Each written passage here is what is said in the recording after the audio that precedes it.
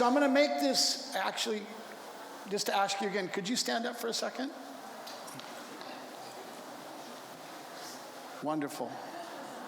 I mean, because we're sitting down so often, can you move forward to the front rows? There's nothing worse for a speaker than to have people in a long distance. Come here, because I'm gonna make this interactive. This isn't just gonna be me about speaking. Just come here, so it's about human connection and energy. That's the Californian in me. And while you're moving to the front, how many people know Leonard? Leo, Leonard, one of the co-founders, okay? I got this email from him, and he was a master's student in Berlin. And he was trying to explore and discover about education. And he came and visited my school, and according to him, it changed how he looked at education. He said, all the things I'm thinking about learning and the future of learning, you're doing right now. And that was the beginning of our friendship. And over the years, we've done a lot of things together.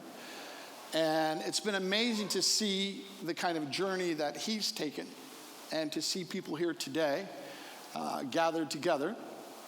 And I want to ask a question, a very simple question. 1 + 1 equals what? Is it 2? Is it 3? For me, 1 + 1 equals 11. And 11 is the concept of creative collective intelligence. Take something and something else and you bring it together, it becomes much more than 2 or 3, it becomes 11. And so today I'm going to speak a little about collective intelligence, digital twin, and then how can digital twins impact us as learners is kind of the basic things I want to share. Apologize, normally I'm used to having a screen here, so I'm going to have to step back. So a digital twin, next slide, there it is an exact replica of something in the physical world. That's the goal of a digital twin. How many are familiar with digital twins? A few people? Yeah. Well, there's lots of different kinds of digital twins. There's tons of different kinds of digital twins. But the digital twin, like for example, Toyota is building a city in Japan that is a digital twin.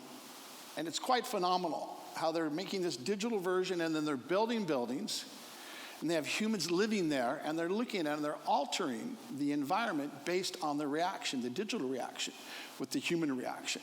It's a pretty powerful scenario. Same thing, there's a university in Australia, in Queensland, that created their campus based on a digital twin. F1 race cars are digital twins. They're constantly. And we want to think about, for me, collective intelligence and technology and humanity. F1 racing is probably the most extraordinary version of that. You have a human being that must perform at the highest potential, but one human being with hundreds of people supporting them. The teams of these F1 teams are ridiculous. With these cars, this technology, some of the highest level of technology in the world, and they're finding synergy together. So this concept of digital twin and race cars in F1 I find is phenomenal. Also, they're able to make heart with 3D printers now using digital twins, which is a bit kind of funky. But I guess the heart by itself is just an organ, but when it's inside our body, it's quite different. And I started to get really interested in the brain when I went to my first TED conference. And there was this lady, Dr. Jill Bolte-Taylor, who was speaking, and it was the third session. And I remember, wow, she brought a human brain onto the stage. And I still get the chills when I think about this. And she really inspired me to learn about the brain because she had a stroke. How many have seen her talk? Now, it's one of the most watched talks, TED Talks, and she describes her experience of having a stroke from the perspective of a Harvard neuroscience professor, right, which is quite interesting. But I started getting really interested in the brain when I met her at TED, and I started looking carefully at all the aspects of the brain. And as time has gone on, we've learned more and more about the brain, right? To have the brain with digital twin with cognitive function, There's been a study that's come out looking at how the brain separates, stores, and retrieves memory. And my question I often like to ask is, how do we wire the brain for change? How do we wire the brain for change? Answer, how do we wire the brain for change? Anybody have any theory on this they want to share? How do we wire the brain for change? Neuroplasticity. Okay. Neuroplasticity, you said? Yeah. So the answer that I typically give is through making and creating things. When we make and create something, it doesn't exist. So we have a vision into the future, and we're taking our existing knowledge and we're aggregating that together to make and create something. So the more that we make and create, the more our brain is willing to change and adapt to change, and we as human beings as well are willing to adapt to change. And there's all kinds of different information out there about how we're understanding the brain and how technology is able to connect with the brain. But we have our human brain as a digital twin. What's our digital brain? Okay, computer, anybody else want to turn to the person next to you and just for about 30 seconds each, what is a digital brain? Digital brain. Only one person out of hundreds has come up with the same answer as I have. What's the digital brain? Just turn to each other. What do you think the digital brain is? Turn to the person next to you. What's a digital brain? What do you think? The two in the back here. What do you think? What's our digital brain?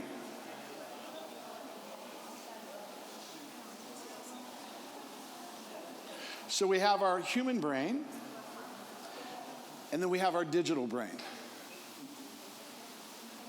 So only one person so far has had the same answer as I have. And the digital brain is AI. AI is our digital brain. And so if you want to think very simply about our brain and our relationship with technology, just think about AI as our brain and our digital twin brain. And memory is the cloud and data. And how the cloud and data interacts with each other is similar in many ways to how our brain works, right? We're taking our memory, we're aggregating things, we have input. And it's getting really interesting as we move forward with this. So when I ask people what is AI, and I've done a lot of research, I get a bunch of different responses. Right? And some of them are similar. A dangerous gift is one of them. I kind of like that answer. But I've surveyed a lot of different people. These are only 13 responses, but I've surveyed a lot of different people. But most people, everybody's AI, AI, AI. And in Japan, we say AI baka. And baka means stupid. We are so stupid about AI. Everybody's just, everything's AI, AI, AI. But then I ask people, what is AI? And they can't answer that. And so my answer, in a simple way, it's the digital brain. And we work together with the digital brain with our memory. And here's, right, AI can sense, it can think, it can act. Right, so here's some ways that we can use AI. And there's different stages of AI where we have the human involved, and then we get to the stage where the human's not involved anymore. And so there's different levels and stages of AI as well. And what we're all trying to figure out is how can we best use AI? And I've heard this probably 3 times already at this conference, and I've been hearing this a lot. It's not AI that's going to take your job, it's people who use AI that take your job. So it's not a matter of if, it's when you start to use it and how you start to use it. And so what does learning with AI look like? Right? Because it's a learning conference here. What does learning with AI look like? How do we integrate this with learning? There's input and output. Very simple, right? Input in our brain does some things in between. The heart does, feelings do, and then we have an output. Right? Similar in some ways, but different than with AI as well, right? You program something in, It works with the memory, and it gives you some kind of output. Not as quick as the brain does, but pretty quick with ChatGPT and Gemini and some of the things that we're using. So then we think about, with technology, there's IoT, the Internet of Things, and 5G and 6G, and as we move forward, and then there's the quantum world. And so things are evolving quite quickly with the speed and ability of this digital brain called AI. And together, it can do some pretty phenomenal things with the body. What is the AI body? It's a robot that works with IoT. And these robots, androids, are getting real. And more real. And some of my friends they're developing androids right now, and the level that they're able to make them seem or look similar and think, it's just increasing and changing exponentially. And a lot of people are calling them the new species. These androids are going to be the new species. We have a new species living with us. I'm not saying it's a good thing. I'm not saying it's a bad thing, but it's what's coming. It's coming. And how do we deal with this? How do we work with this? And now we're starting to work a lot with AI, with Copilot and Gemini and ChatGPT. We're working a lot together. And if you think about how much we rely on our technology or our smartphones, already we're moving in that direction. And how much closer we're getting with AI. And again, I'm not saying it's a good thing or a bad thing. Maybe that's the Buddhist in me after 34 years in Japan. But it's something's happening, and we got to figure it out. And there's a concept called singularity. And Ray Kurzweil, I ran Singularity in university in Japan for a few years with major Japanese companies. And when I was doing this 10 years ago, and he was predicting 2045 Singularity was going to happen. And now he says 2030. So in 10 years, he's cut off basically 15 years of his prediction. So human intelligence and machine intelligence will be equal. Now for me, when that happens, how that happens, doesn't matter so much, but the reality is it will probably happen. And what do we do? And how do we work with this? And in Japan, they don't look at things as separate. Everything is one and whole. Shintoism in Japan is the religion, and there's 8 million gods. And there's 8 because if you turn it sideways, it means infinity, and everything is one. So they're not afraid of this. It's just thinking about how to integrate this into the collective, into the whole. And of course, there's the dark side. When I was teaching an MBA class about technologies, I had one on ethics, and I just showed a bunch of Black Mirror clips. If you want to see how funky it can get, watch Black Mirror. It's straight up, will scare the you-know-what out of you. If you want to be scared. But there's always, again, 2 sides. So we have AI and the digital twin, but then we have the human brain, or the human side. And does anybody know what AI means in Japanese? Love. Yes. AI means love.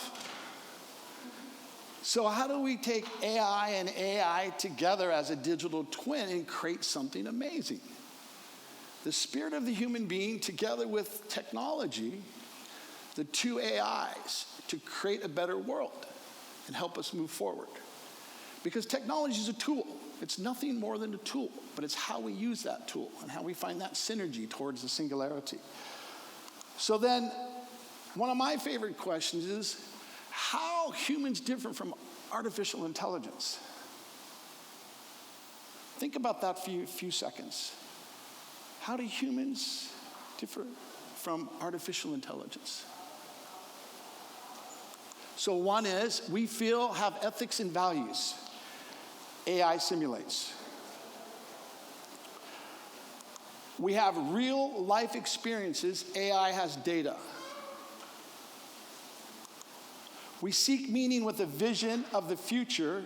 AI follows instructions. Very clear differentiation. And we are emotionally creative with empathy. AI remixes. And the last one I have is we are conscious and AI is a tool. All right, so those are some differences in our relationship with AI as a human. Major differences. Will AI ever be able to feel? Right? Big question. Probably not. We have a lot of other brains in us as well, and being human. So anyway, this was just, I thought was kind of interesting. Some differences. Has anybody seen something like this before? Have you seen something similar to this, really differentiating? Yeah, I didn't think so. It's been kind of fun when I share this recently with people. So it's this kind of creative collective intelligence. Right, so you're creating something, you're wiring your brain for change, but you want to do it collectively. You want to do it collectively with a group of people, and you want to do it collectively with technology, whether it's your tablet or it's AI, and how can we coexist to reach the highest level of creative collective intelligence? I've been focusing on this for probably about 10 years, as well as how the brain works together with technology and exponential technology. I've been thinking about this really deeply, and this concept of creative collective intelligence. But then I asked people, and I started an international school 30 years ago called Tokyo International School, and I was not an educator, and I asked simple questions. What do you remember from school? Why do we go to school? What's the purpose of school? And this was in 1995. And I've continued to ask this question. And I was really surprised in the beginning when I asked educators, why do we have school? Why do we go to school? And you would think the top thing on that list would probably be, because of PISA rankings and education ministries, would be math and science and reading. But what I found out, and there's like people, so many people who are very high-level educators, really, really high-level educators, and I would ask them this question, and this is what I would get, and this is very small again, but you can't even see math, science, and reading is less than 7%. It's the human part that matters. But what percentage of our school schedule has this built into it? Oh, it's the hidden curriculum. Yeah, it's definitely hidden. No question about it, because it's hard to see it, kind of thing, right? So I've been thinking about this, then what does learning look like? What are we going to schools for? And then how can AI work together with us on this, right? So then I started to look at, okay, what should we be learning in school? And then you look at the obvious things like the World Economic Forum, right? These are the top skills. Of these, I think there's 6 of them have to do with non-cognitive, 2 of them are cognitive, and 2 are technology related. Again, the human dominates, right? Here's the 21st century skills. This has been around forever. Of course, you've got your foundational literacies, but then you look at the other side here, right? 10 of them. It's interesting, right? And then it goes on and on. You look at McKinsey, right? Technology and understanding technology is huge increase, but social and emotional skills are right there as well as number 2. And I've been looking at the future. So I've been doing a lot of future forecasting with different companies and looking at how do we see the world moving forward? And then based on this, how do we shift how we learn and what we learn? And I just did this with a bunch of major corporations about 4 days ago. And it was interesting because they had to look at 2040 and how they as a group predicted it, and then where the gap was and how they need to bridge the gap. And I've been doing the same thing with education and learning. And so you could measure schools based on the PISA scores. And ironically, if you take Singapore out, Japan ranks number 1 in science, number 1 in math, and number 2 in literacy. And interesting enough, Ireland is number 2, or number 1. Japan's number 2. And that's with 252 character alphabets plus about 2,000 Chinese characters to be literate. All right, so there's quite an interesting gap there. But then you look at the school schedule, like I mentioned, and it's all based around the PISA scores and trying to reach what the ministry wants people to do. But there's this huge gap of them learning the social and emotional skills. So I've been working with the OECD, and I was a national project manager for Japan for social and emotional skills for the last 3 years, looking at how we can measure these skills and the implications with academic and cognitive learning as well, and making those connections together. And it's quite interesting. There's been reports, I think it's been between 15 and 20-something% increase in academic performance if these are high. And if you think about it and you look at these skills, of course, if these skills are increased, so are your ability to learn. So I'm from Santa Rosa, California originally, and that's where Charles Schulz did all of his stuff, so I'm a big Peanuts fan. But I mean, isn't this ridiculous? I mean, really, this is still what's going on in schools, right? It's bizarre. It is absolutely ridiculous. And then we talk about lifelong learning.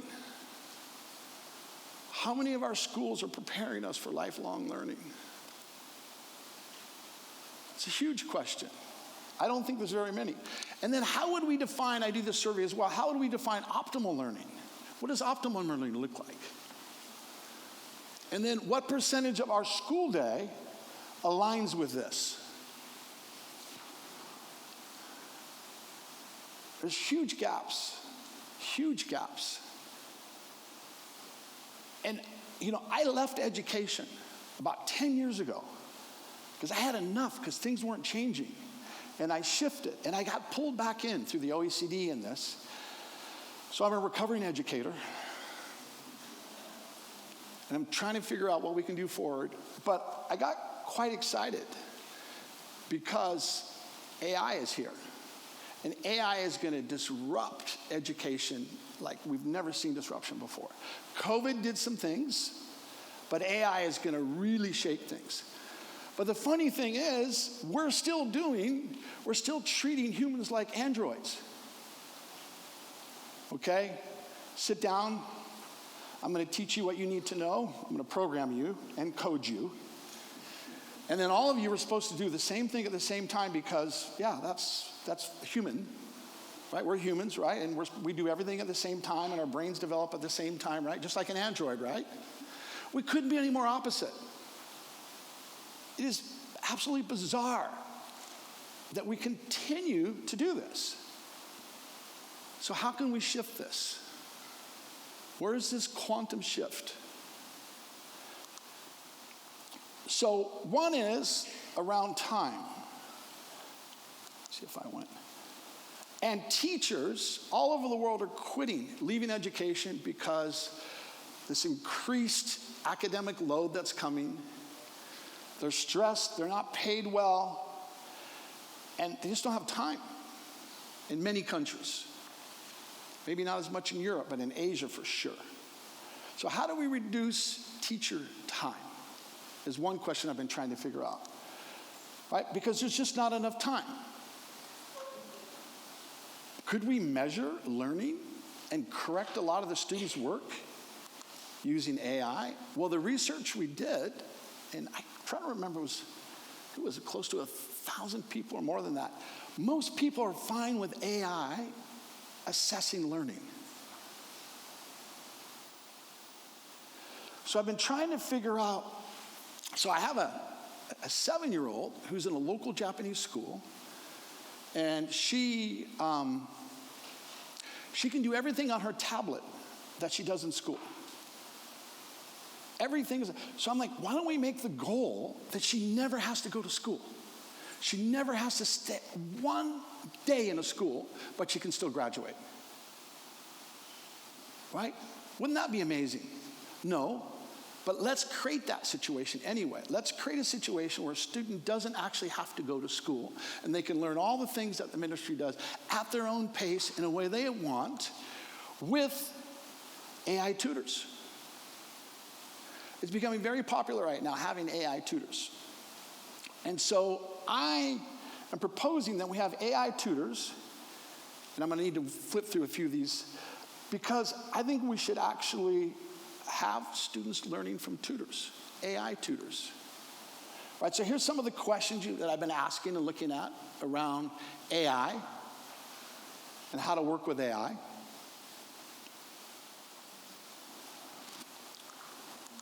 And I want to eliminate teachers. I just think we shouldn't have any more teachers in schools. Boom. Let's just end having teachers in schools. I want to have coaches and mentors and facilitators. And most teachers got into teaching not to be paper pushers or not to try to catch up with what the latest thing the ministry thinks the students should be learning because peace is telling them that. And shift that. And create a situation where a child could be in a school and go at their own pace. And right now, education is based on the middle. Oh, you can't come to my school because you have a learning difference, right? You're neurodiverse. We're all neurodiverse, right? Every human being is neurodiverse. But if you made it online, then you completely eliminate that factor of the neurodiversity in many ways. And you've got teachers there and people to work with the students. It's like there's no humans there. There's still an opportunity to connect. So I want to really take as much of what the ministries are saying the students would learn, gamify it, make it fun, have it online, it's already there. And then it gets interesting because what does admissions become if you don't have to teach to the middle? What if class sizes, it doesn't matter anymore because it becomes spaces and places. So I'm kind of proposing to really, we have homeroom classes, but have most of the learning done online, gamified with an AI tutor, and having teachers or mentors following and tracking the students and helping them when they see they need support. The technology's there, it's all there, it's just a mindset shift. We just need to shift our mindset. And focus more on these things, on the human skills. Japanese schools are really interesting, like not only are they academically there, but look what happens. My 6-year-old daughter last year was going to school by herself and walking with her friends. They clean the school. I mean, it's amazing how they are responsible for their environments and they're thinking about each other. The 5th and 6th graders in the school will make sure that the young kids are taken care of. So there's also a little bit of a shift in how we look at schools and our ownership and responsibility in schools. And if you haven't heard of this, it's around social emotional learning. This is called C-learning. And this is one of the frameworks about developing social and emotional skills that I really love. It was made by a guy, you might have heard of him, named Dalai Lama. Have anybody heard of Dalai Lama? Daniel Goldman, have you ever heard of him before? Well, the two of them made this pretty cool model. If you're interested in learning more about some solutions for that. And there's a film called Making of a Japanese, if you want to see how the primary school and how things are done in Japan. And I think there's a lot that can be shared with the rest of the world from this. So creative collective intelligence, right, we've got the skills. And the other thing that's really interesting is, guess, what percentage of time do students spend in school? Who says 50% or more that students spend in 1 year, in a total of 1 year? How many people think that children are in school 50% of the time? Anybody? Raise your hand. 40%? 30%? In 1 year, 24 hours, what percentage of time do you think children are in school? It's 20%. 20%. So think about it. Who are the primary educators? It's the parents in many ways. It's a whole nother conversation, right? But if you have this online, then it takes away a lot of that factor, and then people can spend more time connecting with each other. I want to start a new school, and I want it to be 7 days a week, from 7 a.m. to 10 p.m. I want the school open. Because one of the most ridiculous things is we have these amazing facilities with all of these things, but it's only being used maybe 30% of the time. Why not open it up and let children go in there and do what they love to do and have a passion for? So I'm proposing let AI become the teacher as much as possible that makes sense. Let schools be open most of the time for the students and the community. Why not? We already have the facilities. We already have the resources. What I'm proposing doesn't cost more. It may cost even less, actually. And use these amazing facilities. I went over to the local vocational school that we were at yesterday, this morning, and I looked at their amazing labs they have. They could make cars over there. It's crazy. Again, how do you wire the brain for change? You make and create things. If you can do it hands-on, it's even more amazing. right? All these different labs, right? And I guess I'll just kind of end a little bit with just the combination of the social and emotional skills together with STEAM. STEAM is one of the most ridiculous concepts I've ever heard of. Like, what is STEAM? Well, we're actually taking all the subjects that they already are learning in school and we're putting them together. Wow, that's an amazing idea. That's earth-shaking, right? But anyway, it's moving people at least in the direction towards integrated learning kind of thing, right? The blended learning. And then entrepreneurship. If you ever look at the skills you need for entrepreneurship, it's amazing. If we could teach our students, and I know a lot of you were talking about how your students are making their own companies and doing different simulations, right? And then gamifying learning. I had this aha moment a while ago where, and I know I'm over time, I'm almost done. Thank you. I was like, wow, learning's leveled. Games are leveled. Why don't we just put them together?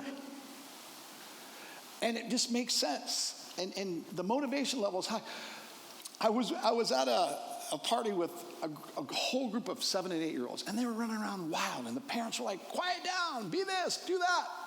And you know what I did? I handed my daughter my iPhone. And within 5 minutes, those 10 kids were sitting around looking at the iPhone. Now, is that a good thing? Is it a bad time? How do we let them use screen time? But if it really had good, deep learning that they were learning and going through, I'm fine.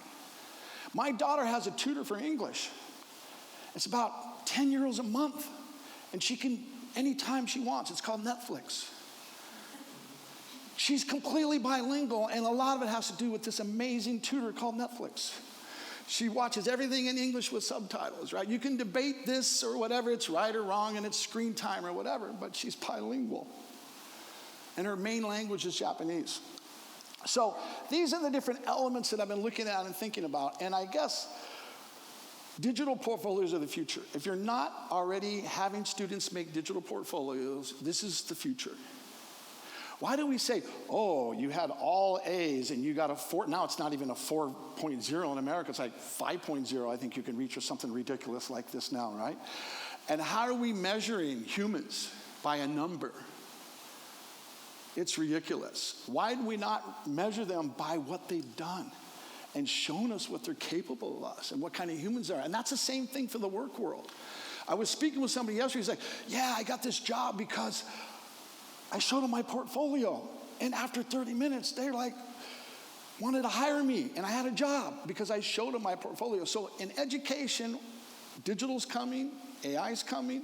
Why not make digital portfolios and make that how we look at human beings from a young age? So this is a really big thing. So my dream, my call to action for you, and if anybody's interested, I want to start another school. And I'm now thinking about some possibilities in Japan. And I want to have AI and technology teach them individually as much as it can in the most maximum way to align with what the governments are asking them to do. We can't run away from that. The governments are always going to ask that our children, they have to be educated, responsibility, or brainwashed in some countries, to learn certain things. That's not going to go away.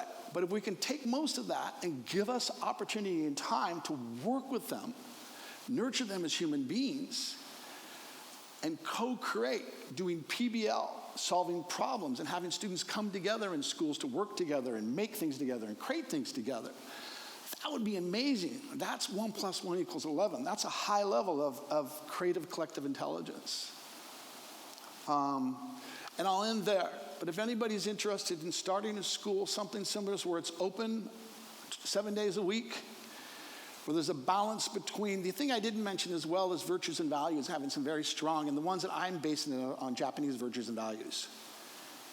And using the spaces, the future of school, lab spaces. But if anybody's been interested in this kind of a model, please speak with me, because I would love to see this spread. Thank you very much.